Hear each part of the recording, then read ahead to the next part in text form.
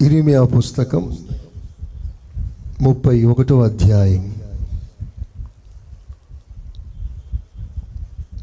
18వ వాక్యం. ఇర్మియా పుస్తకం 31వ అధ్యాయం 18వ వాక్యం.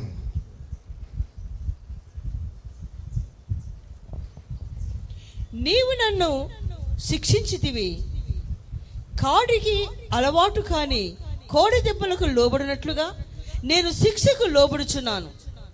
నీవు నా దేవుడవైన యెహోవావు. నీవు నా దేవుడవైన యెహోవావు. నీవు నా మనస్సును త్రిప్పిన ఎడల, నీవు నా మనస్సును త్రిప్పిన ఎడల నేను తిరుగుదును అని ఎఫ్రాయిము అంగలార్చుచుండగా, నేను ఇప్పుడే వినుచున్నాను. నేను ఆ ప్రార్థనను తక్షణమే వెంటనే ఇప్పుడే వినుచున్నాను. అందరూ చప్పట్లు కొడుతూ దేవుని గణపరచండి. స్వరమెత్తి యేసయ్యా స్తోత్రం అనండి. చెప్పండి గట్టిగా. మన దేవుడు విరిగి నలిగిన హృదయాన్ని అలక్ష్యం చెయ్యని దేవుడు. అందరూ ఆమేనండి. ఆమేన్. హృదయం విరిగితే ఆ విరిగిన హృదయంలోంచి ఒక పశ్చాత్తాపపు ప్రార్థన ధూపం వలె లేస్తే, ఆ ధూపాన్ని పరవశుడై నా దేవుడు వెంటనే మన మధ్యలోనికి దిగి వస్తాడు. Praise the lord. ప్రభుని ఆకర్షించగలిగిన అతి అద్భుతమైన ప్రార్థన ఇది. ఒక విశ్వాసి హృదయం ఎంత కఠినమవుతుందో ఆ వ్యక్తికి దేవుడు అంత దూరం అవుతాడు. అసలు దేవునికి దూరం అవడమే హృదయ కాఠిన్యం. చాలాసార్లు మనం అనుకుంటూ ఉంటాం, నా హృదయం కఠినమైపోతుంది పాస్టర్ గారు, నాకు దుఃఖం రావట్లేదు పాస్టర్ గారు, నాకు కన్నీళ్ళు రావట్లేదు పాస్టర్ గారు, నేను యథార్థంగా ప్రార్థన చేయలేకపోతున్నాను పాస్టర్ గారు. హృదయాలు కఠినమైపోతున్నాయి. కఠినమైపోగా పశ్చాత్తాపానికి ఏమాత్రం చోటు ఇవ్వని పరిస్థితుల్లో దేవునికి దూరం ఎడబాటు క్రమక్రమముగా పెరిగిపోతుంది. ఇది మనం చాలా సీరియస్గా తీసుకోవాలి. మనకి ఈ లోకంలో ఎవరు దూరం అయిపోయినా పర్వాలేదు, ఏది దూరం అయిపోయినా పర్వాలేదు. చివరికి మన పేరు చెడ్డదిని కొట్టివేసి సమాజమే వెలివేసినా పర్వాలేదు. మనకున్న గౌరవం, ఘనత, హోదా, పదవి అన్నిటినీ మనల్ని కిందికి దించి వేసినా పర్వాలేదు. మన గుండె లోతుల్లో మండుచున్న మంట, రోషం ఏమిటయ్యానంటే మన ప్రభుకి మనం ఎన్నడూ దూరము కాకూడదు. అందరూ ఆమేనండి గట్టిగా. నా దేవుడు కూడా అదే కోరుకుంటున్నాడు. అందుకే నా దేవుడు ఈ రోజు వరకు కఠినపరుచుకోలేదు. ఈ రోజు వరకు తలుపులు తెరిచే ఉన్నాడు. అందరూ ఆమేనంటారా? ఈరోజు వరకు ప్రభు చేతులు చాచే ఉన్నాడు. తలుపులు తట్టినను తీయకపోయినా నిలబడి తడుతూనే ఉన్నాడు. ఈరోజు వరకు నిన్ను కరుణించాలని ఆయన నిలబడి ఉన్నాడు. చప్పట్లు కొట్టండి గట్టిగా. హల్లెలూయా. నిన్ను కరుణించాలని ఆయన ఇంకా నిలబడి ఉన్నాడు. నిజంగా మన పట్ల ఆయనకున్న ప్రేమ, దయా దాక్షిణ్యం ఎంత అద్భుతమైంది. మనకి స్పర్శ లేదు. మన హృదయం కఠినంగా ఉన్నా ప్రార్థన వేళలో దైవికమైన సన్నివేశం, ఎన్కౌంటర్, ఆ దైవ ప్రసన్నత అనుభవించే స్థితి మనం కోల్పోయినా మనం సాధారణంగా సాగిపోతున్నాం, నెమ్మదిగా ఉండగలుగుతున్నాం, 3 పూటలు శుభ్రంగా తినగలుగుతున్నాం, నిరభ్యంతరంగా మన పని పాటలన్నీ చేసుకోగలుగుతున్నాం, ఎవరు ఎదురుపడ్డా సరదాగా మాట్లాడుకోగలుగుతున్నాం, నవ్వుకోగలుగుతున్నాం.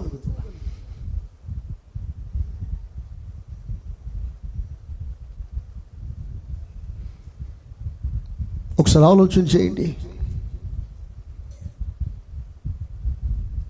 అదే సమయంలో దేవుడు నీవు దూరము కాగా నెమ్మదిని కోల్పోయిన వాడై కిటికీలో కూర్చొని ఇక వేరే పని ఏది పెట్టుకోకుండా నీ వైపు చూస్తూ, నీ కొరకు ప్రార్థన చేస్తూ, నీ కొరకు విజ్ఞాపన చేస్తూ, నువ్వు వస్తావని, నువ్వు మరలా వస్తావని, నువ్వు మరలా వస్తావని నీ కొరకు ఎదురు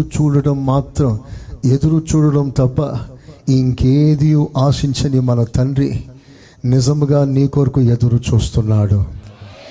ఆమేన్. ఒక మాటలో చెప్పాలంటే, నువ్వు దేవునికి దూరం అయితే నీ కొరకు పరలోకమే దుఃఖంగా ఉంటుంది. మరలా ఆ పరలోకానికి ఎప్పుడు ఆనందం కలిగిందంటే, తప్పిపోయిన కుమారుడు తిరిగి ఇంటికి వచ్చినప్పుడు అప్పుడు తండ్రి ఆనందించగలిగాడు. స్తోత్రం చెప్పండి గట్టిగా. హల్లెలూయా, హల్లెలూయా. చూడండి ప్రియ దేవుని సంగమా, చాలాసార్లు మనం ప్రభుకు దూరం అయిపోతూ ఉంటాం, హృదయాన్ని కఠినపరుచుకుంటూ ఉంటాం. అలా కఠినపరచబడిన ఆ దినాలన్నీ కూడా నీ మీద దేవుని కరుణ, కృప ఇంకా నిలిచి ఉండుట వలన తీర్పు రాకుండా, వినాశనం రాకుండా, ఉగ్రత దిగి రాకుండా ఆయన కృప నిన్ను అడ్డగిస్తూ ఉంది. చేతులెత్తి యేసయ్యకి స్తోత్రం చెప్పండి, చెప్పండి మంచిగా. ఈ కాపుదల ఇంచుమించు అందరం అనుభవిస్తున్నాం. ఆ కృపే మన మధ్యలోంచి ఎత్తివేయబడితే నిన్ను కాపాడేవారు ప్రపంచంలోకి ఎవ్వరు ఉండరు. నా దేవుడు కునుకక, చెప్పండి, నిద్రపోక రేయింపగలు కాపాడువాడు, రాత్రింపగలు కాపాడువాడు. ఆమేన్, హల్లెలూయా. మధ్యరాత్రి కుటుంబం అంతా హాయిగా నిద్రపోతా ఉంది. ఒకడు తలుపులు పగలగొట్టుకొని ఇంట్లోంచి వచ్చాడు. విలువైన వాటిని దొంగిలించుకొని వెళ్దామని.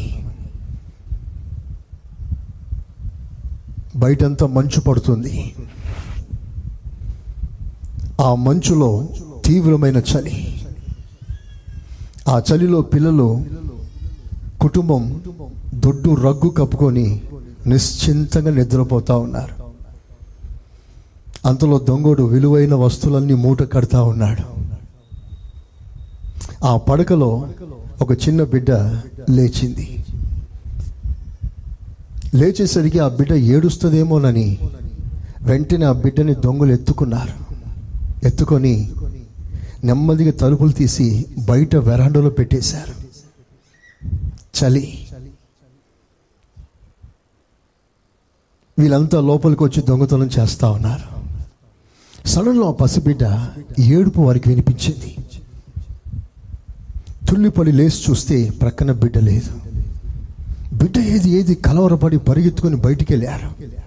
బయటికి వెళ్తే బయట వెరాండాలో, ఇల్లు దాటి అవతల వెరాండాలో పసిబిడ్డ నేల పడి ఉందలా. ఆశ్చర్యపోయారు. ఎలా జరిగింది ఇది, ఎందుకు జరిగింది అని చెప్పి ఆ బిడ్డను ఎత్తుకొని ఏడ్చుకుంటూ ఎవరే చేశారని ఆలోచిస్తున్నారు. సడన్లో ఇల్లు ఒక్కసారి కుప్పకూలింది. ఇల్లు ఆ పై ఛత్తు, ఆ రూఫ్ అంతా ఒక్కసారి కూలిపోయింది. విచిత్రమైన సంగతి, నా దొంగలు లోపలే ఉన్నారు. ఇక ఇల్లు కూలిగా ఆ రూఫ్ కింద ఆ ఇద్దరు దొంగలు పడి చచ్చిపోయారు. పాఠమేంటో తెలుసా? నిన్ను కాపాడేవాడు నీవు నిద్రపోయినా నా దేవుడు నిద్రపోడు. అందరూ స్తోత్రాలు చెప్పండి గట్టిగా. అద్భుతమైన మాట చెప్పనా? నిన్ను కాపాడడానికి అవసరమైతే దొంగను పంపించి నా దేవుడు కాపాడతాడు. చేతులెత్తి స్తోత్రం చెప్పండి, చెప్పండి గట్టిగా. హల్లెలూయా, హల్లెలూయా. అంతగా ప్రభు మనల్ని ప్రేమిస్తున్నాడు. ఎఫ్రాయిం ఎవరు అంటే దేవుని సన్నిధిలో అధికంగా చనువుగా పెరిగిన వాడు, కానీ హృదయాన్ని కఠినపరుచుకున్నాడు. దేవునికి చాలా దూరంగా వెళ్ళిపోయి అన్ని ఆచారాల్లో మునిగిపోయాడు. అతని బట్టి దేవుని బహుగా బాధపడ్డాడని లేఖనాలు సెలవిస్తుంది. తర్వాత అతడు పశ్చాత్తాపడ్డాడట. అక్కడ రాయబడిన మాట, అతడు అంటాడు, ప్రభువా, నా మనసు నీ తట్టు నీవు త్రిప్పినెడలా నేను తిరుగుతాను. నీవు నా మనసును తిప్పగలిగితే నేను తిరుగుతాను. ఈరోజు నాకు గొప్ప పాఠం ఏంటో తెలుసా? మనం చాలామంది ప్రభు తట్టు తిరిగే ప్రయత్నంలో సంవత్సరాలు గడిచిపోతున్నాయి. అందరూ ఒప్పుకోవలసిన సత్యం, ఇట్స్ అ నేకెడ్ ట్రూత్. ఒక ఉన్నత స్థాయి అందుకోవాలని కొన్ని సంవత్సరాల నుంచి ప్రయత్నం చేస్తూ విఫలమైపోతున్నా. ఆధ్యాత్మికమైన శిఖరములో ఎన్నో ఉన్నతమైన అనుభవాలు అందుకోవాలని అనేక సార్లు ప్రయాసంగానే మిగిలిపోతుంది. కానీ సాధించలేని స్థితిలో నేటికి ఉన్న స్థాయిలోనే ఉండిపోయిన పరిస్థితులు ఎందరో కలిగి ఉన్నారు. ప్రభు తట్టు తిరగాలని ఆశ, తిరగలేని పరిస్థితులు. ప్రభుకు దగ్గర రావాలని ఆశ, రాలేని పరిస్థితులు. లోకం, ఉద్యోగం, కుటుంబ వ్యవస్థలు, పరిస్థితులు ఇవన్నీ కూడా మూట కట్టి మనల్ని దేవునికి దూరంగా లాగివేస్తూ ఉన్నాయి. ఆత్మీయ జీవితం అమ్ముకోలే, శాశ్వతంగా కఠినపరుచుకొని దేవునికి దూరం అయిపోలే. ఇంకా స్పర్శ కలిగి ఉన్నాం, ఇంకా ప్రభు సన్నిధిలో ఉన్నాం, ప్రభు దగ్గరికి వస్తున్నాం, అవసరమైన కాలమంతా ప్రార్థన చేస్తున్నాం. కానీ అందుకోవాల్సిన శిఖరం అందుకోలేకపోతున్నా, చేరవలసిన స్థాయి చేరలేకపోతున్నా, సాధించవలసిన వాటిని సాధించలేకపోతున్నా. అందుకే ఈ రోజున ఒక అద్భుతమైన ప్రకటన ఏమిటంటే, నా దేవుడు మార్చువాడు. అందరు చప్పట్లతో దేవుని కనపరచాలి. కొడాలి గట్టిగా యేసయ్యా స్తోత్రం అనండి. యేసయ్యా స్తోత్రం. నా దేవుడు మార్చువాడు, నా దేవుడు తిప్పువాడు.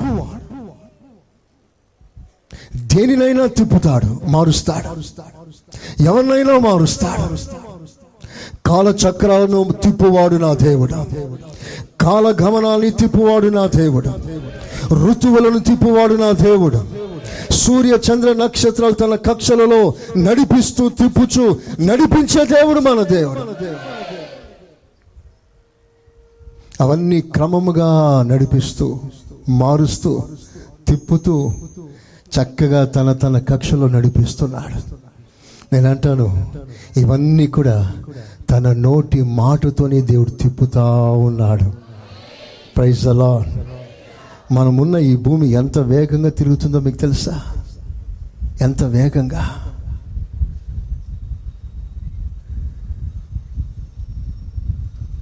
సెకండ్కి కొన్ని వేల మైళ్ళు స్పీడ్తో తిరుగుతుంది భూమి. ఎంత స్పీడ్గా తిరుగుతుందో మనం ఊహించని, మనకు తెలియదు కూడా. నిజమేనా? ఈ భూమి అంత స్పీడ్గా తిరుగుతుందా? మన కంటికి కనబడదు, చూస్తే అర్థం కాదు. కానీ వాస్తవం, భూమి చాలా వేగంగా తిరుగుతుంది. దానిని నా దేవుడు తిప్పుతున్నాడు. చప్పలు కొట్టండి గట్టిగా, కొట్టాలి గట్టిగా. హల్లెలూయా. అలా తిరగడం వలన, ఆ స్పీడ్ తిరగడం వలన మ్యాగ్నెటిక్ ఫోర్స్ విడుదలై, ఆ మ్యాగ్నెటిక్ ఫోర్స్ వలన ఒక గ్రహానికి ఒక్కొక్క గ్రహానికి ఆ డిస్టెన్స్, ఈక్వల్ డిస్టెన్స్ మెయింటైన్ చేస్తూ ప్రతి గ్రహం, ప్రతి శాటిలైట్, ప్రతి నవగ్రహాలు, ఇంకెన్నెన్నో గ్రహాలు, ఇవన్నీ కూడా తమ తమ కార్యాలని జరిగిస్తూ ఉన్నాయి. ఇవన్నీ దేవుడు తన నోటి మాట వలన జరిగిస్తున్నాడు. అందరూ ఆమేనండి. నా దేవుడు తిప్పేవాడు. అందరు చెప్పండి ఆ మాట. నా దేవుడు మార్చేవాడు. సీజన్స్ని దేవుడు మారుస్తున్నాడు. ఆమేన్. నీ కోడల్ని దేవుడు నా దేవుడు మారుస్తాడు. నీ కొడుకును మారుస్తాడు. నీ కూతుర్ని మారుస్తాడు. నీ అల్లుని మారుస్తాడు. నీ ఇంటి వారిని మారుస్తాడు. నీ భర్తను మారుస్తాడు. నీ భార్యను మారుస్తాడు. నీ పరిస్థితులు మారుస్తాడు. చీకటిలో ఉన్న ప్రజలను వెలుగులోకి నడిపించగలిగిన దేవుడు. అంధకార శక్తుల ప్రభావం చేత బంధింపబడిన వారిని దైవికమైన అధికారంలోనికి మార్చగల దేవుడు మన దేవుడు. Praise the Lord. హల్లెలూయా. నీ స్థితిగతులను మారుస్తాడు. నీ పరిస్థితులను మారుస్తాడు. దిగిపోయే పరిస్థితిని మారుస్తాడు. నువ్వు నిందించబడి తలదించిన పరిస్థితులను మారుస్తాడు. పేరు లేదని బాధపడుతున్న నీ పేరుకు భంగం కలిగిన పరిస్థితులను దేవుడు మారుస్తాడు. అందరూ నమ్మకంతో, విశ్వాసంతో మార్చే దేవుని స్తుతిస్తారా గట్టిగా? ఇంకా గట్టిగా యేసయ్యా స్తోత్రం అనండి. ఇంకా గట్టిగా. మార్చే దేవుని మనం ఆరాధిస్తున్నాం. ఆయన ఏం మారుస్తాడు? 2 మాటలు మీకు తెలియజేస్తాను. ఒకరోజు దావీదు ఒక పెద్ద ఇల్లు కట్టాడు. ఖరీదైన ఇల్లు. దేవదార వృక్షాలతో, కలపలతో అతి సుందరమైన ఇల్లు కట్టాడు. విశాలమైన గదులతో ఒక అద్భుతమైన ఇల్లును కట్టి దానిని ప్రతిష్ఠించటానికి అధికారులను, యాజకులను, సేవకులను, విఐపీస్ని అందరినీ పిలిచాడు. బ్రహ్మాండంగా జరిగింది గృహ ప్రతిష్ఠ కార్యం. ఆ గృహ ప్రతిష్ఠ ఆరాధనలో దావీదు ఒక సాక్ష్యం చెప్తాడు. చదువుదాం. 30వ కీర్తన 30th Psalm 11వ వాక్యం. నా ప్రాణము మౌనముగా ఉండక నిన్ను కీర్తించున్నట్లు నా అంగలార్పును నీవు నాట్యముగా మార్చి ఉన్నావు. నా అంగలార్పును నీవు నాట్యముగా మార్చి ఉన్నావు.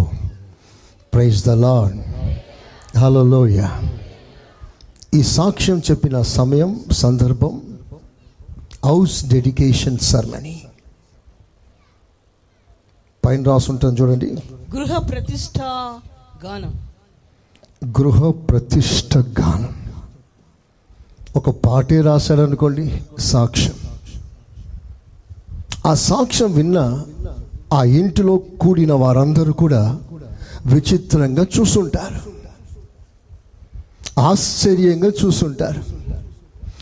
నా కన్నీళ్లను నాట్యంగా మార్చాడు అని దావీదు సాక్ష్యం ఇస్తే తెలియని ప్రజలు, ఈయనకేంటి కన్నీళ్ళు, ఈయనకేంటి బాధ, ఈయన ఒక సామాన్య ప్రజన, ఇతడు ఒక రాజు, ఇతడు ఒక చక్రవర్తి, ఆస్తి కొదవలేదు, గౌరవం కొదవలేదు, అన్ని సర్వ సమృద్ధితో నిండి ఉన్న ఇతడు సకల సౌభాగ్యాలు, సకల భోగభాగ్యాలు కలిగి ఉన్న ఇతడు నా కన్నీళ్ళు అంటాడేంటి?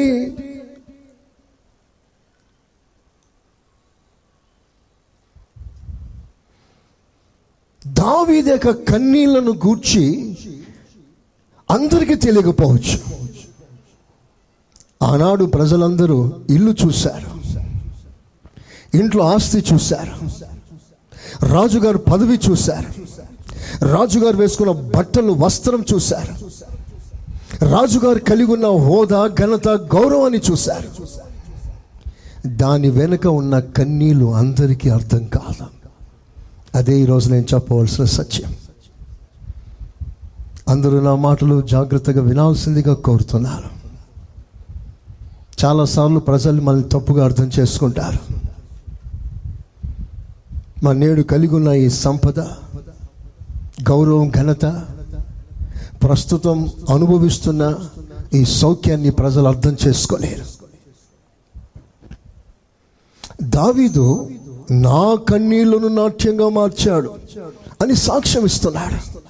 కారణం ఏంటంటే, దావీదు జీవితంలో ఇల్లు వదిలి అడవిలో, గుహల్లో, కొండల్లో, రకరకాల మరుగు చోట్ల గడుపుతూ కాలాన్ని గడిచిన కాలాలు ఎన్నో ఉన్నాయి తన జీవితంలో. ఇంచుమించు 40 years, 40 సంవత్సరాలు ఒక సుఖ నివాసం లేని సమయంలో ఊర్లు తిరిగేవాడండి. ఊర్లు. ఎన్ని బాధలు, ఎన్ని నిందలు, ఎన్ని అవమానాలు, ఎన్ని ప్రాణాపాయకరమైన పరిస్థితులు, రకరకాల శోధనలు, బాధలు, కన్నీళ్ళ మధ్యలో దావీదు గడుపుతున్నాడు. అతడు కార్చిన కన్నీళ్ళకి లేఖనాలు ఎన్నో సాక్ష్యాలు ఇస్తున్నాయి. ఒక్క మాట మీకు జ్ఞాపకం చేస్తాను. 6వ కీర్తన, అందరు తీయండి. 6వ కీర్తన 6వ వాక్యం. నేను మూలుగుచు అలసి ఉన్నాను. ప్రతి రాత్రి కన్నీరు విడుచుచు నా పరుపు తేల చేయుచున్నాను. నా కన్నీళ్ల చేత నా పడగ కొట్టుకొని పోవుచున్నది. ఒకసారి మీరు ఆలోచిస్తారా ఈ మాటలన్నీ కూడా? అందరూ మీ తలలు పైకెత్తి నా వైపు చూడండి. ఎవ్రీబడి. దావీదు ఎంత కన్నీళ్లు కార్చుంటారు. ఆ కన్నీళ్ళు ఒక ప్రవాహంగా మారిందంట. తను పడుకున్న దిండు తడిసిందంట. దిండు మాత్రమే కాదు, పడక కూడా తడిసిందంట. అంటే ఎంత ఏడ్చి ఉంటాడు? జస్ట్ ఒక్క రెఫరెన్స్ మనకు చాలు.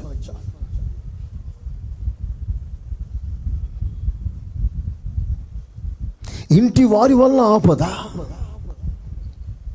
తనకు దగ్గరగా ఉన్న వారి వల్ల ఆపద, అత్యంత సమీపంగా ఉన్న స్నేహితుల వల్ల ఆపద దావీదు అనుభవించాడండి. ఇలాంటి ఆపదల్లో, ఇలాంటి బాధల్లో ఇల్లు వాకిలి వదిలి అడవిలో అరణ్యవాసం చేస్తూ 40 సంవత్సరాలు గడిపాడు. ఇప్పుడు దేవుడు ఆశీర్వదించాడు. ఒక మంచి ఇల్లు కట్టుకున్నాడు. ఆ ఇంట్లో ఇల్లు లేని కాలాన్ని గుర్తు చేసుకుంటూ, ఇంత చక్కటి సుఖ నివాసం లేని అరణ్యవాసాన్ని గుర్తు చేసుకుంటూ, ఒకనాడు నేను కన్నీళ్లతో గడిపాను, ఈనాడు నా కన్నీటిని నా దేవుడు నాట్యముగా మార్చాడు. చపలు కొట్టండి గట్టిగా, హల్లెలూయా. నా దేవుడు సదాకాలం విడనాడే దేవుడు కాదు. అందరూ ఆమేనండి. చెప్పండి గట్టిగా, ఆమేన్. నీ కన్నీలే నీకు శాశ్వతం కాదు. కన్నీలే ఎప్పటికీ నీ జీవితంలో వెన్నంటి రాదు. ఒక మాట చదవండి. అదే కీర్తనలో 30వ కీర్తన 5వ వాక్యం చూడండి. 5.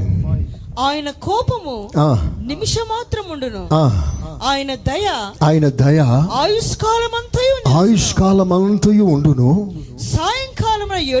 సాయంకాలమున ఏడుపు వస్తది. రాత్రి ఒకవేళ ఏడుపు కంటిన్యూ అయినా ఉదయమున ఆ ఏడుపు దేవుడు క్యాన్సిల్ చేస్తాడు. నీ బ్రతుకులో ఆనందాన్ని కలగజేస్తాడు. చప్పట్లతో దేవుని కనపరచండి. హల్లెలూయా. ఇక్కడ సాయంకాలమున ఏడుపు వచ్చినను అంటాడు. సాయంకాలం బైబుల్ రాయబడిన ఆ కాల పరిమాణం ప్రకారంగా సాయంకాలం నుండి దినాన్ని ప్రారంభిస్తారు. సాయంకాలం ఉదయము కాగా ఒక దినమాయను. ఇది బైబుల్ లెక్క. నేటికి కూడా యూదులు సాయంకాలం 6 గంటల నుండి దినాన్ని లెక్కిస్తారు. సాయంకాలం 6 గంటల నుండి కొత్త దినం ఆరంభం అవుతుంది. సాయంకాలంలో ఏడుపు వస్తుంది. అంటే ప్రారంభం ఏడుపుగా ఉండవచ్చు, ఆరంభంలో నీకు దుఃఖం బాధ కలగవచ్చు, కానీ ఆ దుఃఖం బాధ ఎప్పటికీ నీ జీవితంలో ఉండదు, ఉండిపోదు. తప్పకుండా ఒక రోజున ఉదయం వస్తుంది. ఆ ఉదయం ఆనందము కలిగే ఉదయముగా మారుతుంది. ప్రైజ్ ది లార్డ్, హల్లెలూయా. మరో మాట కూడా మీకు జ్ఞాపకం చేస్తాను. 126వ కీర్తన తీయండి, 126.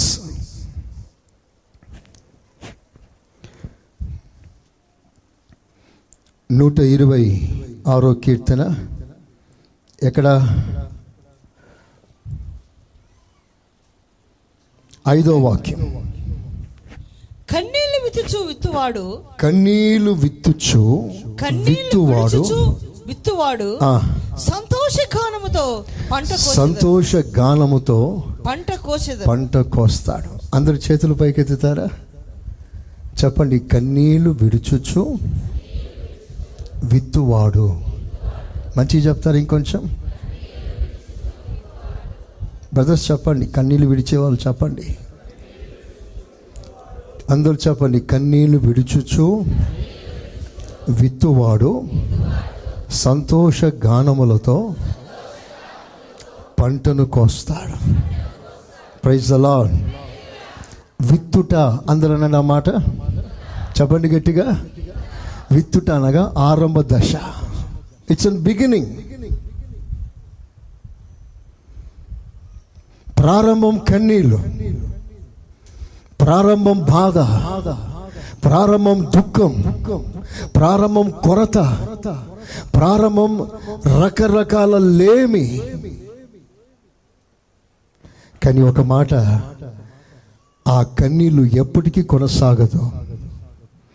సంతోష గానములతో పంటను కోసే ఒక శుభదినం నీ దీనములో, నీ బ్రతుకులో దేవుడు స్థిరపరిచాడు. ఆమేన్, ఆమేన్. కన్నీళ్లు విత్తుచు విడుచుచు విత్తువాడు.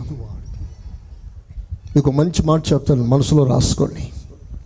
కన్నీళ్లు కారుస్తున్న వాళ్ళారా, ఈత కోతను అనుభవిస్తున్న సంగమా, ఆ బాధ, ఈ బాధ, ఈ సమస్య, ఆ సమస్య, కొందరికి చెప్పుకునే బాధలు, అందరికీ చెప్పలేని బాధలు, రాత్రుల్లో ముసుగేసుకొని నిద్ర పట్టక ఆ ముసుగులో, దుప్పటి ముసుగులో కన్నీళ్లు కారుస్తున్న వారు లేకపోలేదు.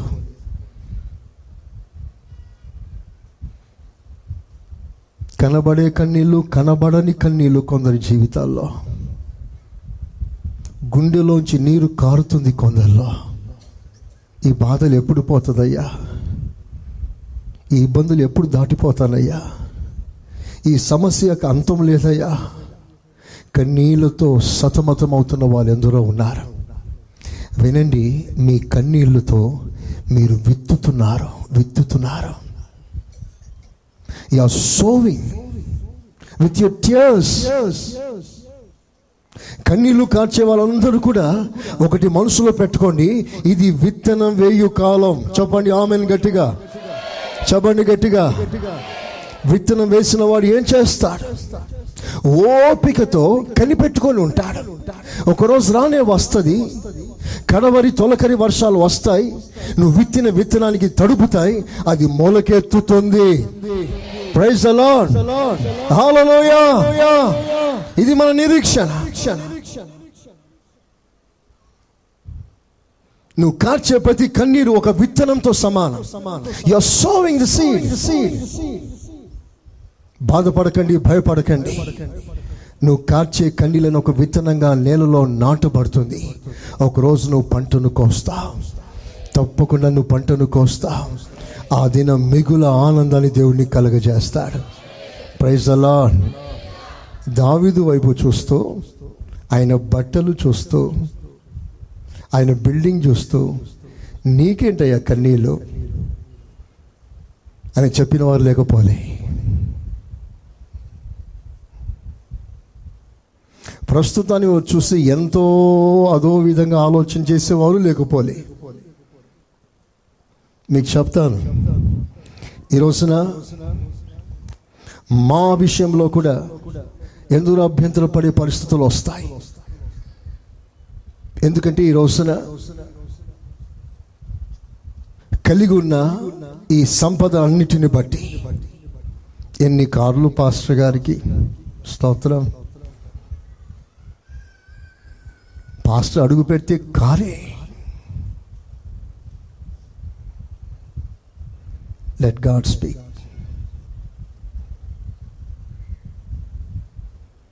పాస్టర్ గారికి ఏం తక్కువ అండి? Praise the lord.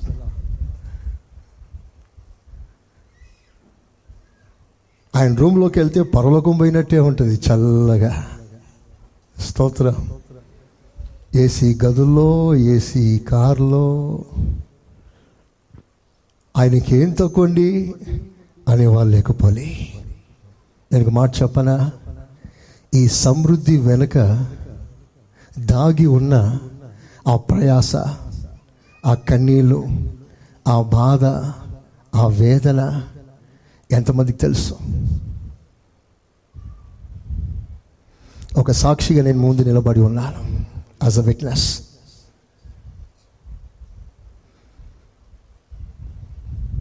సరైన అవసరతలు తీర్చబడని కాలాలు ఎన్నో,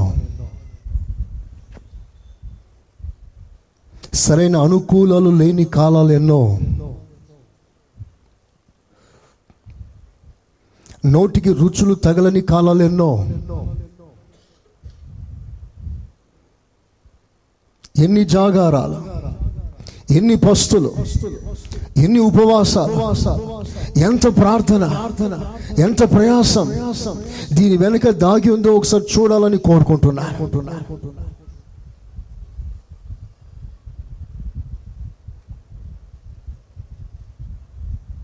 నాకెందుకో ఈ రోజున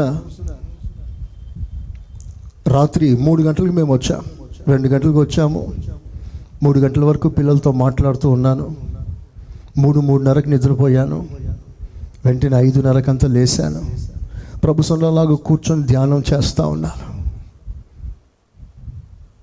సడన్లో ఒక ఆలోచన ప్రభు నాకు ఇచ్చాడు. మరి ఎందుకు ఈ విధంగా దేవుడు మాట్లాడిస్తున్నాడో నాకు తెలియదు.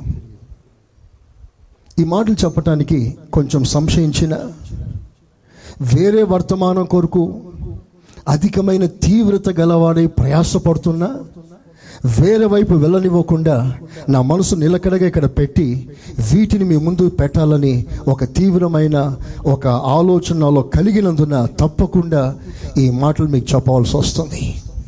ఏనాడు కూడా మా దుఃఖ బాధలు మీతో పంచుకోలేదు. ఒక సాక్ష్యంగా చెప్తున్నా, జేబులో డబ్బులు లేని కాలాలు ఎన్నో ఉన్నాయి మా జీవితాల్లో. కనీసం బస్సు ఛార్జీలకి డబ్బు లేని రోజులు కూడా ఉన్నాయి. బస్సు ఛార్జీలు అంటే ఏ బొంబాయికో హైదరాబాద్కో పోవటానికి కాదు, పక్కన పెద్దపల్లికి పోవటానికి.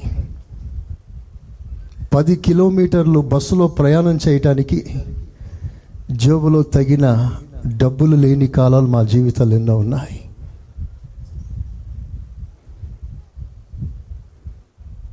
రబ్బర్ చెప్పులు తెగిపోతే పిన్నీసు వేసుకొని ఆ తెగిపోయిన చెప్పుల్లోనే నడుచుకుంటూ వెళ్ళిన రోజులు ఎన్నో ఉన్నాయి. చెమట కారితే తుడుచుకోవడానికి ఖర్చీపు లేని రోజులు ఎన్నో ఉన్నాయి. ఫుల్ హ్యాండ్స్ కదా, ఇట్లా తుడుచుకునే అలవాటు అయిపోయింది.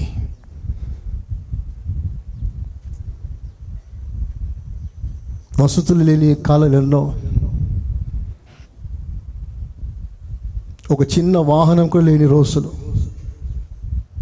ఈ గ్రామాలన్నీ కూడా, గోదావరి కానీ చుట్టుపక్కల ప్రాంతాలన్నీ కూడా ఖాళీ నడకన నడిచి సువార్త ప్రకటించామని ప్రభు పేరట ఎదుట సాక్ష్యంగా చెప్తున్నారు. మాతో పాటు జీఎం కాలనీ విశ్వాసులు గ్రామాలు తిరిగాం ఖాళీ నడకన. కొంతకాలానికి దేవుడు ఒక డొక్కు సైకిల్ ఇచ్చాడు. స్తోత్రం. ఆ తొక్కి అందరూ నన్నే చూస్తారు. పెంతెకోస్తు సైకిల్ అంటారు. గోల గోల చేస్తుంది ఆ సైకిల్. ఆ సైకిల్ తొక్కుతూ ప్రతి వారం ఇక్కడ నుండి 80 లేన్ కాలనీకి వెళ్ళి అక్కడ బైబిల్ స్టడీ ఉపవాస ప్రార్థన జరిపించి ఆ సైకిల్లోనే విజిటింగ్స్ అంతా చేసేవాడిని. గోదావరి నుంచి ఎఫ్సీకి ప్రతిరోజు ఉదయం సాయంకాలం నడుచుకుంటూ పరిగెత్తుకొని పోయేవాళ్ళం. ప్రారంభం ఆ సైకిల్ని బంగారంలో చూసుకునేవాడిని, రోజు తుడుచుకునేవాడిని. ఒకరోజు పొద్దున్న లేచి చూస్తే సైకిల్ లేదు. స్తోత్రం. వాడేవాడో పనికి వాళ్ళ దొంగకి నా సైకిల్ మీద కనబడింది. సైకిల్ పోయి ఉన్న సైకిల్ పోయింది ఎలా ప్రభా అనుకుంటా ఉంటే కొద్ది రోజుల్లో నాకు పాత స్కూటర్ దేవుడిచ్చాడు. ఏ స్కూటరు? ప్రారంభంలో కొత్తది వాడు, పాతదే. పాత స్కూటర్ ఇచ్చాడు. దాన్ని కూడా మేలిమి బంగారంలో చూసుకునేవాడిని. ఒకరోజు ఇచ్చిన ఆయనకే దుర్బుద్ధి పుట్టింది. నా స్కూటర్ నాకి అన్నాడు. నా స్కూటర్ నాకు ఇచ్చేయి అన్నాడు. తీసుకోయా అన్న. శుభ్రంగా తీసుకెళ్ళిపోయాడు. సరిగ్గా ఒక నెల రోజులు తిరగకముందే ఒక కొత్త స్కూటర్ దేవుడు నాకు అనుగ్రహించాడు. ప్రైజ్ ది లార్డ్, హల్లెలూయా. కొత్త స్కూటర్.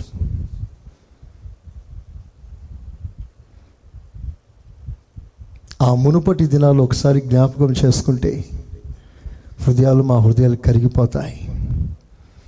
నేను వాటిని ఏ ఒక్కటి మర్చిపోలేదు. కొన్నిసార్లు పాస్టర్ గారు రమ్మంటాడు, కొడుక త్వరగా రా అంటాడు. నడుచుకోవటానికి పోవటానికిలే హైదరాబాద్ పోవాలి. జేబులో ఛార్జీలో కూడా డబ్బులు ఉండవు. పాస్టర్ గారు రమ్మన్నారు, లోబడాలి. అలాంటి సమయాల్లో విశ్వాసంతోనే రామగుండం వరకు నడుచుకొని వెళ్ళిపోయిన సందర్భాలు ఉన్నాయి. జేబులో డబ్బు లేదు, స్టేషన్లో నిలబడతాను. ఎవరైనా వస్తారేమో, పరిచయస్తులు ఎవరైనా కలుస్తారేమో, నన్ను హైదరాబాద్లోకి తీసుకెళ్తారేమో అని విశ్వాసంతో స్టేషన్కి వెళ్ళిపోతాను. జేబులు మాత్రం పైసలు లేదు. అలాగే ఒక సందర్భంలో స్టేషన్కి వెళ్ళిపోయి నిలబడిపోయాను. ఆ రోజు ఖచ్చితంగా నేను హైదరాబాద్లో ఉండాలి, పాస్టర్ గారి పిలుపు. అలాగే ఒక మూల కూర్చుని ఆ చెట్టు ఉండే అప్పుడు ఆ చెట్టు దగ్గర ఏడుస్తూ ఉన్నాను. దుఃఖం ఆపుకోలేక ఏడుస్తూ ఉన్నాను. కనీసం ఛార్జీలకైనా డబ్బులు కావాలి ప్రభా అని. అంతలో సౌండ్లో ఒక విశ్వాసి వచ్చాడు, పాత విశ్వాసి. పాస్టర్ ఇక్కడున్నారేంటి? నేను నిన్న సండే రాలేదు, ఆ రోజు మండే. నేను నిన్న సండే రాలేదయ్యా, దశంభాగం నా జోబులోనే ఉంది అని దశంభాగం ఇచ్చి ప్రార్థన చేయించుకున్నాడు స్టేషన్లో. బస్సులో ఎక్కినప్పుడు కూడా సరిపడు చిల్లర లేనప్పుడు, డబ్బులు లేనప్పుడు, ఎక్కడో పెద్దపల్లికి పోవాల్సింది బసంత్ నగర్ వరకే టికెట్ ఉంటే అక్కడి దగ్గర తీసుకునేవాళ్ళం. అక్కడి నుంచి నడుచుకుంటూ పోయేవాళ్ళం.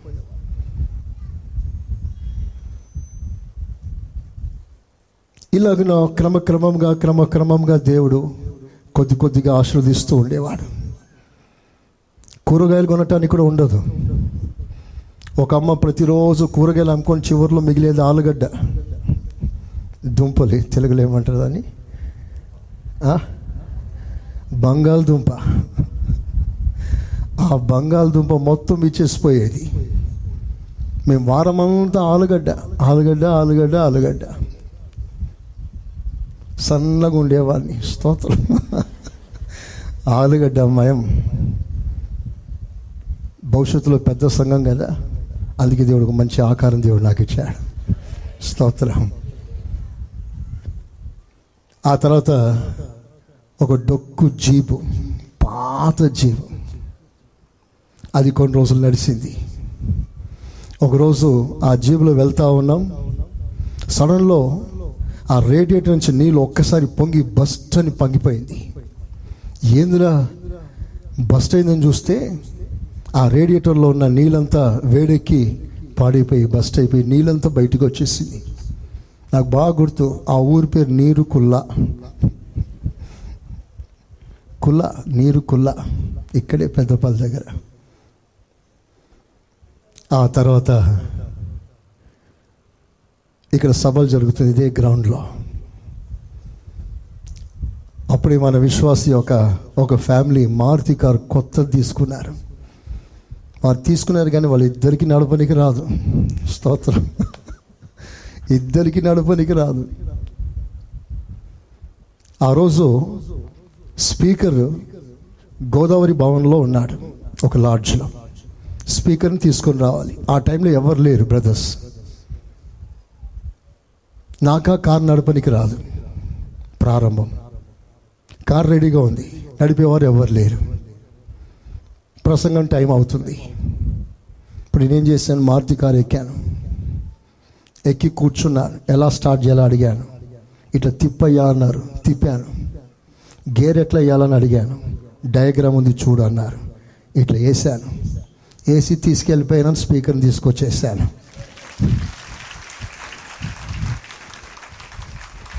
ఎక్కడ నేర్చుకోలే, ఎక్కాను, నడిపేశాను. చాలామంది సేవకులకి డ్రైవింగ్ నేను నేర్పించాను. ప్రైజ్ అలా. విచిత్రమైన సంగతి ఏంటంటే, ఆ రోజు మారుతి గారు ఎక్కినట్లుగా అడుగు పెట్టే స్థలం మీకు ఇస్తానన్నట్లుగా కారులో అడుగు పెట్టా, నా కారు మనదైపోయింది. స్తోత్రం. చాలా కాలం ఆ మారుతి కారులోనే అలాగూ దేశమంతా తిరిగాను. బాంబే వరకు కూడా వెళ్ళిపోయాను. కారు అలవాటు అయిపోయింది. అలాగే నా క్రమక్రమంగా దేవుడు కొద్ది కొద్దిగా ఆశీర్వదిస్తూ, ఈ అభివృద్ధి కూడా ఒక్కసారి జరిగింది కాదు, కొద్ది కొద్దిగా ఇంతవరకు విస్తారమైన కార్యాలు ప్రభు మన మధ్యలో చేసి ఈ స్థితి వరకు ప్రభు మనల్ని నడిపించాడు. అందరం చేతులు పైకెత్తి ఈ స్థితి వరకు నడిపించిన యేసయ్యకి ఒక్క క్షణం బాగా స్తోత్రాలు చెప్దామా?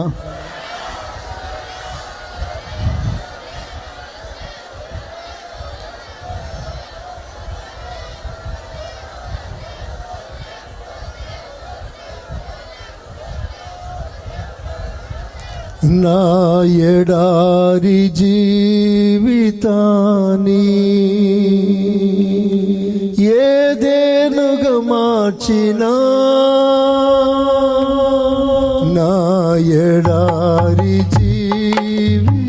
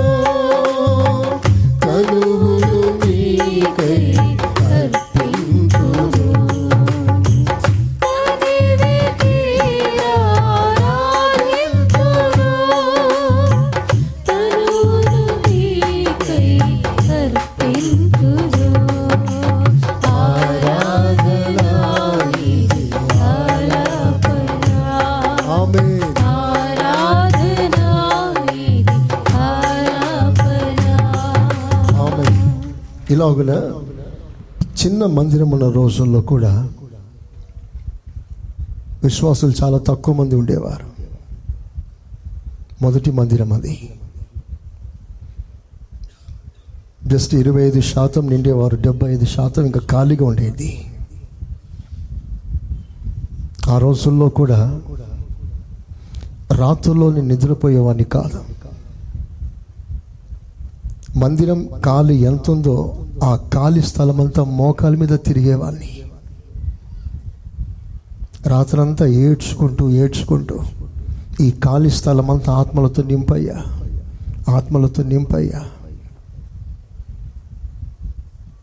ఆ రోజుల్లో తిండిలకి దూరంగా ఉండేవాడిని, భోజనం చేసేవాడిని కాదు. వారమంతా ఎప్పుడు ఉపవాసం. మంచినీళ్ళు తాగకుండా గడిచే రోజులు.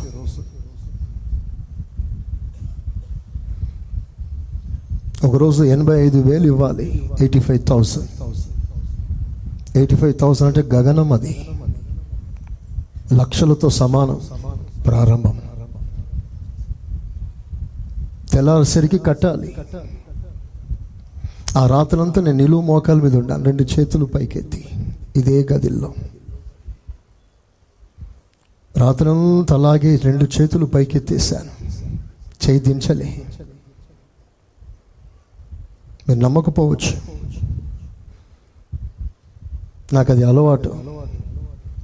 చెయ్యి ఎత్తినానంటే 10 గంటలకి ఎత్తినంటే 4 గంటలకే చెయ్యి దించేవాడిని, మోకాలు దిగేవాడిని. 4 o'clock అలాగే బిగిసిపోయేది చేతులు. ప్రభా 85,000 కట్టాలయ్యా. సముద్రంలో మార్గం తెరిచిన వాడవు, ఆకాశ వాకిళ్ళు తెరిచేవాడవు, అనేకుల హృదయాలను తిప్పేవాడవు. ప్రభా ఎలాగైనా సహాయం చేయి తండ్రి అని ఏనాడు కూడా మా అవసరాలు అక్కర్లు మనుషులు ఎదుట మేము చేయి చాపలేదు. మేమేది నేర్చుకున్నామో ఆ నేర్చుకున్న అనుభవానికి ఈ రోజు వరకు నమ్మకంగా నిలబడి ఉన్నాము. Praise the lord. అమెరికా నుండి అనేక సార్లు మాకు ఆఫర్స్ వచ్చాయి. ఆ రోజుల్లోనే నెలకి ₹1,00,000, నెలకి 4 లక్షలు కాంట్రాక్ట్లు మేము ఇస్తామయ్యా అని ఫోన్ కాంట్రాక్ట్స్ వచ్చాయి. ఫండ్స్ పంపిస్తామన్నారు. ఇది విశ్వాస సంబంధమైన సేవ. ఇది కేవలం విశ్వాసులు అర్పిస్తున్న అర్పణ ద్వారా సాగవలసిన సేవ. ఇది పైనుంచి ఎక్కడి నుంచో వచ్చి పడే సేవ కాదు. ఇది ఆ రోజే తిరస్కరించా. ఈ రోజు వరకు నేను ఏనాడు కూడా పై వైపున డబ్బుల కొరకు ఆశపడలేదు, ఎదురు చూడలేదు. ఇక్కడికి మన మధ్యలో ఎంతోమంది దొరలు వచ్చారు, అక్కడెక్కడ వాక్య పరిచయం చేసిన దొరలు వచ్చారు. ఆ మధ్య ఒక దొరసాని వచ్చింది, ఒక వారం రోజులు ఇక్కడ ఉంది. వేరే వాళ్ళు పిలిపిస్తే వాళ్ళు అక్కడ సేవ చేస్తూ ఇక్కడ షెల్టర్ కొరకు వచ్చింది. లాడ్జ్ ఇచ్చాము ఇక్కడ. మన సిస్టర్స్ బాగా చూసుకున్నారు. ఆమె వెళ్తూ ఏమన్నదంటే, what can I do for you pastor అన్నది. పాస్టర్ గారు మీకు నేనేం చేయాలి, నన్ను ఏం చేయమంటారు అని అడిగింది. ఇప్పుడు వెంటనే చెప్పిన మాట ఏంటో తెలుసా? నేను మీకేం చేయాలని అడుగుతున్నారు. Praise the lord. నేను మీకేం చేయాలని మీరు కోరుకుంటున్నారు. సడన్గా మాట వచ్చేసింది. నా దగ్గర కొన్ని $1 ఉన్నాయి, తీసుకుంటారని అడిగాను. అప్పుడు ఇజ్రాయెల్కి వెళ్ళి అక్కడ కొంత $1 మిగిలితే ఆ $1 అంతా నా దగ్గర ఉంది. నాకెందుకులే $1 అనుకున్నా. షూర్ అన్నది ఆమె. ఆ బ్యాగ్లో ఉన్న $1 అంతా తీస్తే దాదాపుగా ₹130,000 ఉంది. ఆ $1 ఆమెకి ఇచ్చి పంపించినాను. ఆమె నోరు తెరిసింది. అలాగ నా దేవుడు ఈ సేవని నేటి వరకు విశ్వాస సంబంధమైన సేవగా నా దేవుడు ఆశీర్వదించాడు. స్తోత్రం చెప్పండి గట్టిగా. కొంతమందికి నమ్మకం కుదరట్లే, పాస్టర్ గారికి ఎక్కడి నుంచో వస్తుందిలే అన్నట్లుగానే ఉంటారు చాలామంది. మీకు వస్తుందంటగా పైనుండి అని ఎంతమంది అడుగుతుంటారు. బయటి పాస్టర్లు కూడా ఎట్లా తెలుసు అన్న ఒకసారి. వాళ్ళు వెంటనే సరి చేసుకుని తెలిసిందిలే అన్నాడు ఆ పాస్టర్. అవును, ఏ దేశం అంటే పరలోక దేశం నుంచి మాకు సపోర్ట్ వస్తుంది. Support from above. Praise the Lord. Hallelujah. అలాగే నా రాత్రంతా ప్రార్థనలో గడిపా. తెల్లవారుజామున 5 గంటలు ఏమో అవుతుంది, ఒక బ్రదర్ వచ్చారు. ఆ రాత్రి నేను ఇక ప్రేయర్లో ఉన్నప్పుడు ఆ రాత్రి దేవుడు ఎన్టీపీసీలోకి దిగి వచ్చాడు. స్తోత్రం. ఆ ఆఫీసర్ని దర్శించాడు. ఆ బ్రదర్ పడకలో ఉన్నాడు. రాత్రి ఏదో కల వచ్చినట్టున్నది. పడకలోంచి కింద పడ్డాడు. పడేసరికి ఒకలాంటి ఆందోళన, ఆలోచన, ఏదో ఒక ప్రేరేపణ. వెంటనే ప్రార్థన చేసి పడుకున్నాడు. దేవుడు మళ్ళా తోసేశాడు. స్తోత్రం. నెమ్మదిగా ఉండలేకపోయాడు ఆ రాత్రి. రెండవసారి పడక నుంచి కింద పడ్డాడు. అప్పుడు తన మనసులో 85,000 ఏదో ప్రేరేపణ వస్తుంది. మొదటిసారి పడ్డప్పుడు ఎంతో తీస్తానులే అనుకున్నాడు. రెండవసారి పడ్డప్పుడు 25,000 ఇస్తానన్నాడు. ఇది దేవునికి తనకి మధ్యలో జరుగుతున్న ఎన్కౌంటర్. ఇది మనసులో ప్రార్థన చేసుకుని ప్రభా 25,000 ఇస్తానయ్యా అని పడుకున్నాడు. మూడోసారి గట్టిగా పడ్డాడు. స్తోత్రం చెప్పండి. గట్టిగా పడేసరికి గొంతు పిసికినట్టు అయింది. ఇక నెమ్మది లేదు, ఏం చేయాలో అర్థం కావట్లేదు. ఆ రాత్రి దేవుడు తనతో చక్కగా మాట్లాడితే ఆ రాత్రియే ఒప్పుకున్నాడు. నీ దాసునికి 85,000 ఇస్తానయ్యా అని ఒప్పుకున్నాడు. ఒప్పుకున్న వెంటనే దేవుడు హాయిగా పడుకుని ఆయనను బుజ్జగించి వెళ్ళిపోయాడు. హాయిగా పడుకున్నాడు. స్తోత్రం. ఎందుకంటే నా దేవునికి తెలుసు ఎక్కడెక్కడ ఏమేమి ఉన్నాయో. స్తోత్రం చెప్పండి. పాస్టర్ గారు మా దగ్గర ఏముందండి పాస్టర్ గారు, మీరు చెప్పినా లోపల ఏముందో నా దేవుని తెలుసు. ఓకే. మొత్తం మీద ఉదయకాలమున న్యూస్ పేపర్లో, బ్యాగులో కూడా కాదు, న్యూస్ పేపర్లో డబ్బులు మూట కట్టి అంతా ఓపెన్గా అట్లా పట్టుకొచ్చి నా చేతిలో పెట్టాడండి. 85,000. చప్పట్లు కొట్టి దేవుని గలపరచండి. హల్లెలూయా, హల్లెలూయా. అది విశ్వాసంతో కనిపెట్టి పొందిన అనుభవాలు ఎన్నో ఉన్నాయి. ఈ డిజైన్, ఈ ఎలివేషన్ అంతా కూడా రాత్రంతా మోకాల మీద ఉండి ప్రభు నాకు ఇచ్చిన ఆలోచన అంతా నేను ఇంప్లిమెంట్ చేశాను. ఎవ్రీ డిజైన్ ప్రార్థనలో మోకాల మీద ఉన్నప్పుడు ప్రభు నాకు బయలుపరిచినవన్నీ ఒకటి మేస్త్రితో పంచుకొని చేయించాను. దేవుడు వింటున్నాడు. నేను సాక్షి. ఈ సాక్ష్యాన్ని నా దేవుడు ముద్ర వేస్తున్నాడు. ఈ సాక్ష్యం మీ అందరి వెనుకల్లో ఆశీర్వాదకరంగా దేవుడు మార్చును గాక. ఆమేన్. ఈ విశ్వాసంతో ఇలాగున ఈ సేవ సాగిపోతూ ఉంది. అందుకని దీని వెనక అంత ప్రయాసం ఉంది. ఆ ప్రయాసం ఒక కాలం దేవుడు విత్తనం వేసే కాలంగా మార్చుకొని ఆ తర్వాత పంట కోసే కాలంగా దేవుడు మార్చేశాడు. ఇదే మీకు నేను చెప్తున్నాను. ఎప్పుడు మీ దుఃఖం దుఃఖముగా ఉండదు. నా ప్రభు అన్న మాట, స్వయం నా ప్రభు నోటు చెప్పిన మాట, మీ దుఃఖం సంతోషముగా మారును. అందరు చేతులెత్తి ఆ మాటను అంగీకరించండి. అందరూ అంగీకరించండి. చెప్పండి, యేసయ్యా నా దుఃఖం సంతోషముగా మార్చువాడవు నీవే. ఆమేన్, ఆమేన్, ఆమేన్. నా దేవుడు ఒకటి అంగలార్పును నాట్యంగా మారుస్తాడు. ఆమేన్, ఆమేన్. సో ఆ బాధలో ఉన్న వారందరూ కూడా విశ్వాసంతో నిరీక్షించండి. మీ కోతకాలం సమీపంగా ఉంది. ఆనంద గానములతో పంట కోసే దినములు సమీపించాయి. ఇక నువ్వు కన్నీళ్లు విడవలసిన అవసరం లేదు. ఆమేన్ అనండి గట్టిగా. ఆమేన్. నువ్వు కన్నీళ్లు విడుచుట మానుము అని దేవుడు సెలవిచ్చిన మాటని ఒక వాగ్దానంగా పొందుకోండి. దేవుడు మీతో మాట్లాడును గాక. ఆమేన్. ఇక్కడ కొంతమంది హృదయాలలో ఈ వాగ్దానం ఫలించినట్లుగా దేవుడు కార్యం చేస్తున్నాడు. అందుకు దేవునికి మహిమ కలుగును గాక. ఆమేన్, ఆమేన్. ఒకసారి దావీదుకి చాలా దగ్గరగా నిలవైన వాడు, గుడ్ కౌన్సిలర్, మహాజ్ఞాని, ఒక సలహాదారుడు, దావీదుకి సలహాదారుడు. ఆ సలహాదారుడు దైవికంగా ఉంటాడు, వెరీ స్పిరిచువల్. కొన్నిసార్లు దావీదుకి ఏదైనా అర్థం కానప్పుడు ఈ సలహాదారుని దగ్గరికి వచ్చి అడుగుతాడు. అప్పుడు అతడు ఒక ఆలోచన ఇస్తాడు. ఆలోచన ఎలా ఉంటుందంటే సాక్షాత్తు దేవుడు ఇచ్చిన ఆలోచన మాదిరిగా ఉంటుందట. బైబిల్లో రాసిన మాట అది. So perfect counselling. ఒకరోజు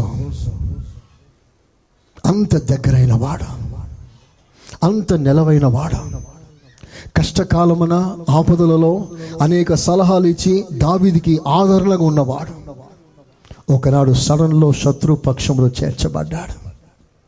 దావీదును వదిలేశాడు. అబ్సలోం మూమెంట్ చూస్తే ఇట్స్ వెరీ పర్ఫెక్ట్.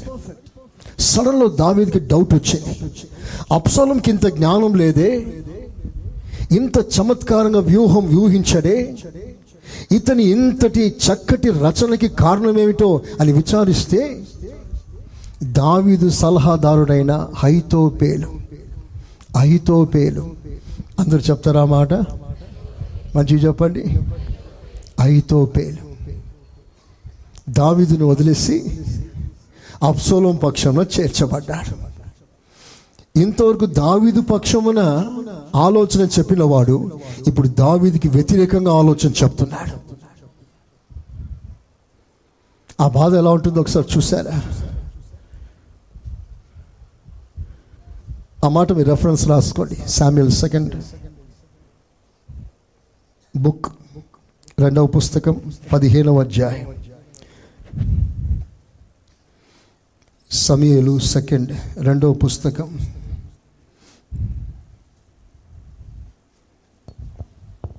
15వ అధ్యాయం 31వ వచనం. అంతలో ఒకడు వచ్చి అబ్షాలోము చేసిన కుట్రలో అహీతోపెలు చేరి ఉన్నాడని దావీదునకు తెలియజేయగా దావీదు యెహోవా అహీతోపెలు యొక్క ఆలోచనను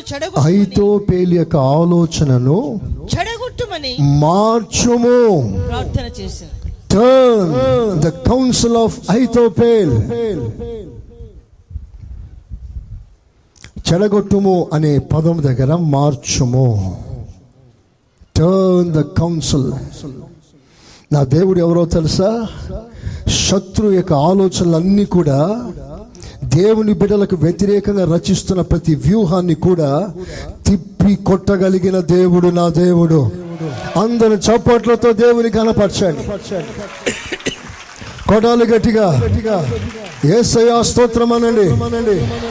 చెప్పండి గట్టిగా, ఇంకా గట్టిగా. ఎంతో మంది దేవుని బిడ్డలకు వ్యతిరేకంగా ఎన్నో రకాల చట్టాలు, ఆలోచనలు తెచ్చారు. నా దేవుడు ఎవరంటే శత్రు ఆలోచనలు మార్చగలిగిన వాడు, శత్రు ఎజెండా మార్చగలిగిన వాడు, వారి చట్టాలు మార్చగలిగిన వాడు, అవసరమైతే మనకు వ్యతిరేకమైన అధికారాన్ని కూడా మార్చగలిగిన వాడు. ఆమేనండి గట్టిగా, చెప్పాలి గట్టిగా. చరిత్రలో ఎన్నో సాక్ష్యాధారాలు ఉన్నాయి. మీ ఆఫీసులో మీకు విరోధంగా మీ అధికారి కావచ్చు, కిందున్న వాడే కావచ్చు, నీకు వ్యతిరేకంగా క్రియ చేయవచ్చు. ఈ రోజున మన ప్రార్థన ఏమిటంటే మనకు వ్యతిరేకంగా క్రియ చేస్తున్న వాడి ఆలోచన తారుమారు చేయనైనా మార్చునైనా అని ప్రార్థన చేస్తే దావీదు ప్రార్థన విన్న దేవుడు మన ప్రార్థన ఆలకించే దేవుడు. ఆయన తప్పకుండా నీకు వ్యతిరేకంగా జరుగుతున్న ప్రతి ఆలోచనను ఆయన మార్చగలడు. Praise the lord. దేవుని బిడ్డకు వ్యతిరేకంగా ఆలోచన చేశాడు, అందరినీ చంపాలనుకున్నాడు. ఈ దేశంలో క్రైస్తవుడు ఒక్కరు ఉండకూడదు అని ఎజెండా రాశాడు. ఈ దేశం మాది, మేము మాత్రమే ఉండాలి, ఇంకా మేము తప్ప ఇంకెవ్వరు ఉండకూడదు అని పెద్ద శాసన చట్టాన్ని రాశాడు. పేరు హామాన్.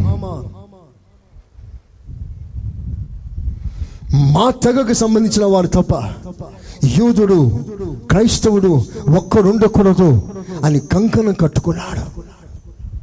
రాజుగారి చేత పత్రం రాయించుకున్నాడు, సంతకం చేయించుకున్నాడు. గవర్నమెంట్ అప్రూవ్డ్, సీల్ కొట్టేశాడు. ఇక కొద్ది రోజుల్లో మొర్దెకై ఏంటి, ఎస్తేర్ ఏంటి, ఆ దేశంలో ఉన్న యూదులందరూ సంహరించబడాలి. No other choice. ఒక్కసారి రాజుగారు సంతకం చేశారా, దాన్ని ఎవ్వడు మార్చలేరు, రాజు కూడా మార్చలేడు. దానియేలుని సింహాల గోన్లో వేయాలని రాజు శాసనం రాశాడు, కానీ తనకి ఇష్టం లేదు, కానీ మార్చలేకపోతున్నాడు. Once written it's final. తాను రాసిన చట్టాన్ని తానే మార్చలేడు. ఇది ఒక అద్భుతమైన వాక్యం మీకు చూపిస్తాను. సామెతలు 21వ అధ్యాయం చూడండి అందరూ, ఎవ్రీబడీ. 21:1. యెహోవా చేతిలో రాజు హృదయం నీటి కాలువల వలె ఉన్నది. నీటి కాలువ అనే మాట ఇంగ్లీష్ బైబిల్లో మీరు చూస్తే, the king's heart is in the hand of the lord as the reverse of water. అందరూ తలలో పైకెత్తండి. రివర్ అంటే నదులు. అందరూ ఆ మాట అనండి, చెప్పాలి గట్టిగా. నదులు, కాలువలు కాదు. Translation mistake. నదులు అనేది దేవుడు కలిగించింది. మానవుడు టనల్స్గా, కాలువలుగా తవ్వింది కాదు. నదులు అంటే ఒరిజినల్గా దేవుడు తానే ఏర్పాటు చేసినది. మన దేశంలో కూడా ఎన్నో నదులు ఉన్నాయి. కృష్ణ, గోదావరి, గంగా, జమున, యమున, కావేరి, పెన్నా నది, రకరకాల నదులు మన దేశంలో కూడా ఉన్నాయి. ఆ నదులు మానవ సృష్టి కాదు, అది దేవుని సృష్టి. నదులు దేవుడు కలగజేశాడు. కొన్నిసార్లు ఆ నదుల వేగం, వరద వచ్చినప్పుడు, ఆ ప్రవాహం పొంగి పొర్లుతున్నప్పుడు, ఆ వేగం ఎదుట ఏది నిలబడదు, అన్ని కొట్టుకొని పోతుంది. అంత పవర్ఫుల్, అంత బలమైన ప్రవాహాలు. ఆ ప్రవాహం ఒక్కసారి వచ్చిందా, ఆ ప్రవాహాన్ని తట్టుకొని నిలబడే ఆ బలం ఇంకా సృష్టిలో దేనికి లేదు. దేనినైనా ప్రకలించుకొని వెళ్ళిపోతుంది. ఇది నది యొక్క బలం. ఇప్పుడు అంటాడు, నదులు ఏ మానవుని వలన సాధు చేయబడకపోయినా, కంట్రోల్ చేయలేని పరిస్థితుల్లో ఉన్న ఆ నదులన్నీ కూడా దేవుని కంట్రోల్లో ఉన్నాయి. అందరూ ఆమేనండి గట్టిగా చెప్పండి, గట్టిగా. ఇప్పుడు అంటాడు, నదుల ప్రవాహం ఎంత బలమైందో రాజుగారు అనుకున్న కార్యాలు కూడా అంత బలమైనవి. రాజు తలంచుకున్న దెబ్బలకి ఏం తక్కువ. రాజుగారు అనుకున్నారంటే అది జరగాల్సిందే. రాజుగారి ఉద్దేశం అంత పవర్ఫుల్. ఆయన ఒక సంతకం వేస్తే అంత పవర్ఫుల్. ఆయన ఒక చట్టం రాస్తే అంత పవర్ఫుల్. అయితే లేఖనాలు సెలవిస్తుంది, రాజుగారు అంత పవర్ఫుల్ అయినా ఆయన రారాజు కంట్రోల్లో ఉన్నాడు. చప్పట్లు కొట్టి దేవుని కనపరచండి, కొడాలు గట్టిగా. ఇప్పుడు దేవుడు అంటాడు, అంత పవర్ఫుల్ రాజు అయినా అతని హృదయాన్ని నేను కంట్రోల్ చేయగలను. ప్రైజ్ ది లార్డ్, హల్లెలూయా.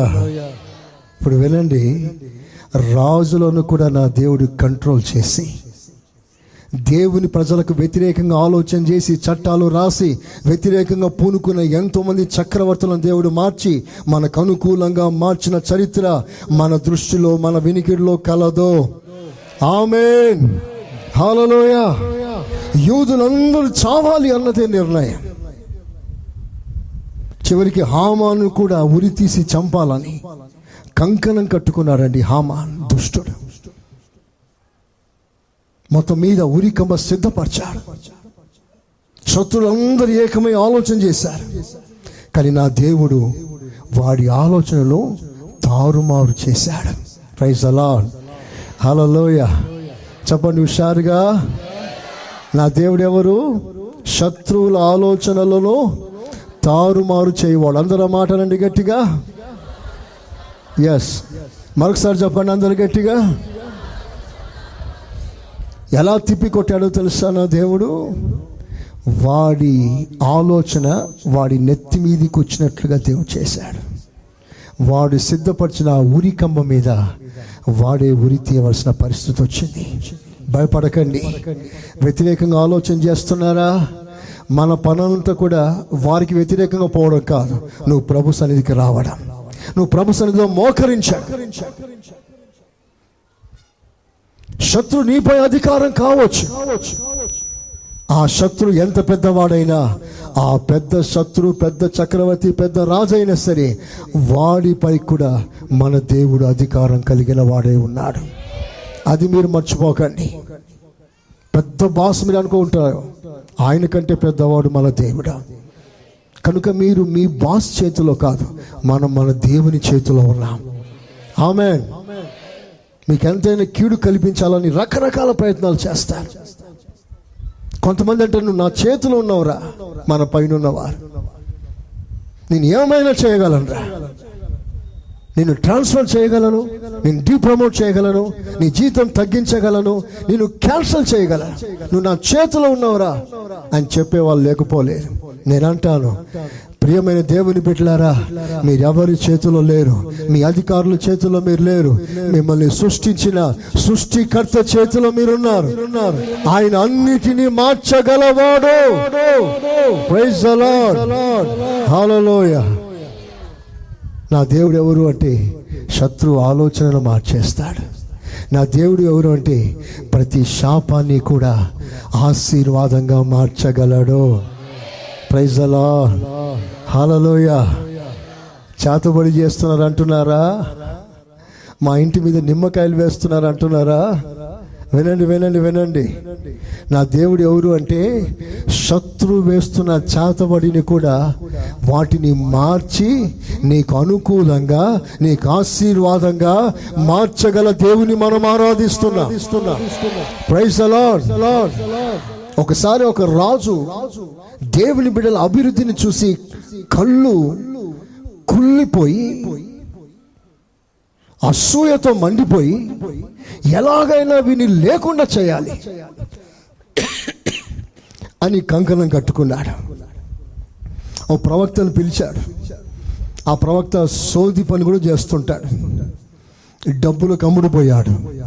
ఇప్పుడు ఆ ప్రవక్తతో అంటాడు, ఇదిగో ఈ విస్తారమైన జనం ఉందే, ఈ జనం లేకుండా పోవాలి, ఈ జనం తగ్గిపోవాలి, వీరికి ఎంతమంది ప్రజలు ఉండకూడదు, తగ్గిపోవాలి. నువ్వు శపించు, నువ్వు ఏది శపిస్తే అది నిజంగా జరుగుతుందంటగా.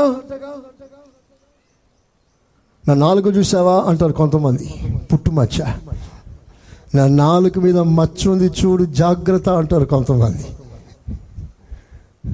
బిలాం నోట్లో కూడా పుట్టుమచ్చ ఉందేమో.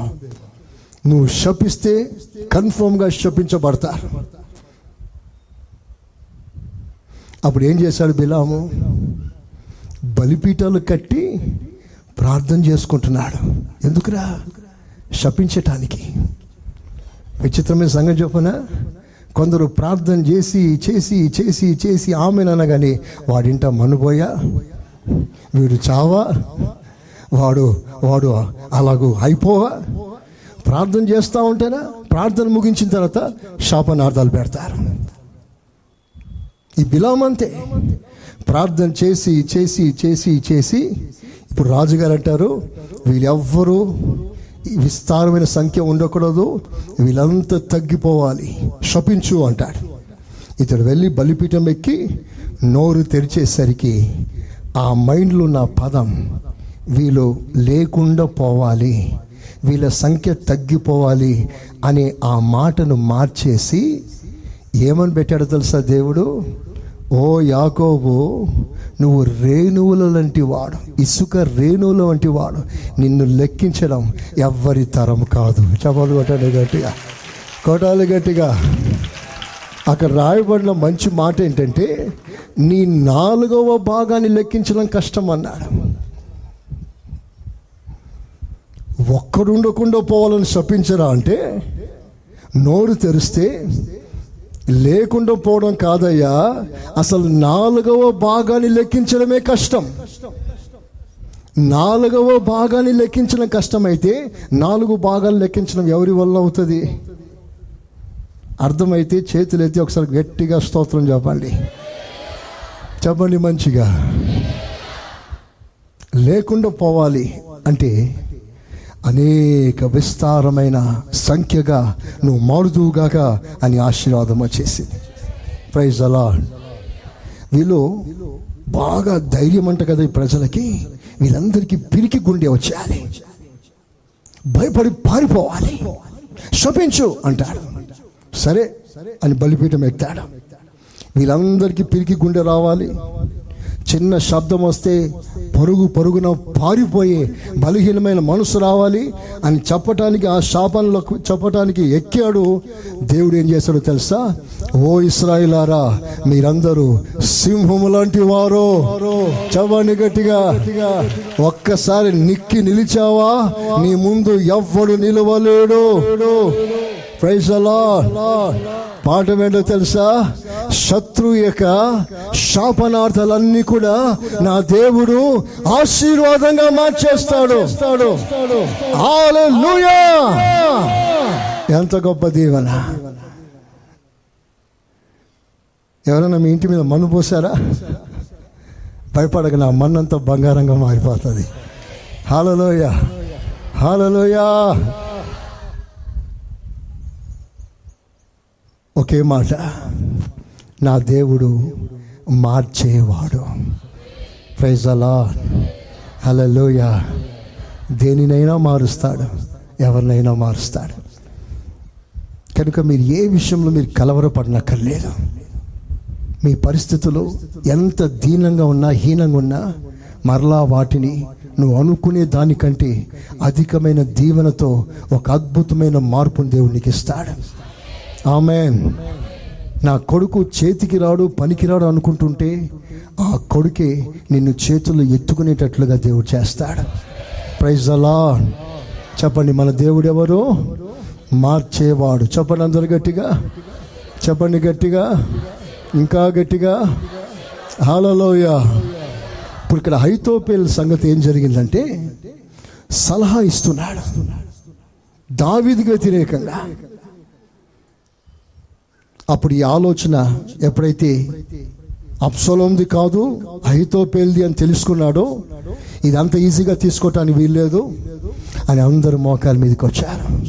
ఇప్పుడు వారందరూ ఏకగ్రీవంగా చేసిన ప్రార్థన, ప్రభా అహీతోపెల్ యొక్క ఆలోచనను చెడగొట్టు నాయనా, తారుమారు చేయనైనా, మార్చేయనైనా అని ప్రార్థన చేస్తే, వారు ప్రార్థన చేసినట్లుగా అతని ఆలోచన క్షణాల్లో దేవుడు మార్చేశాడు, తిప్పికొట్టాడు.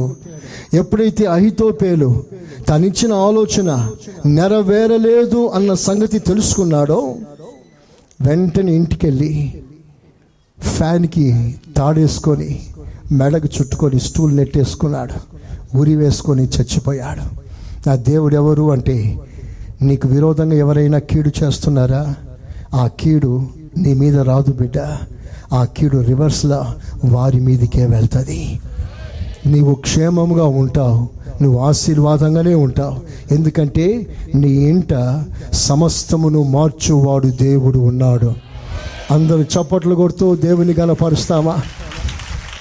అలాంటి మార్చువాడు మన పరిస్థితులను మార్చునుగాక, మన ఆర్థిక వ్యవస్థను మార్చునుగాక, మన అవమానమును సన్మానముగా మార్చునుగాక, మన చీకటి వెలుగుగా మార్చునుగాక, మన బలహీనమైన బుద్ధులన్నీ బలముగా, ఆరోగ్యంగా దేవుడు మార్చునుగాక. దేవునికి దూరం అయిపోయే పరిస్థితులన్నీ మార్చేసి దేవునికి అతి దగ్గరగా, సమీపముగా, ఆయన ఎద దగ్గర ప్రభు మన స్థానాన్ని నిలబెట్టునుగాక. ఆమేన్. మన మనస్సునే దేవుడు మార్చునుగాక. అలాంటి కృప ప్రభు మనకు అనుగ్రహించునుగాక. అందరూ మోకాల మీదకి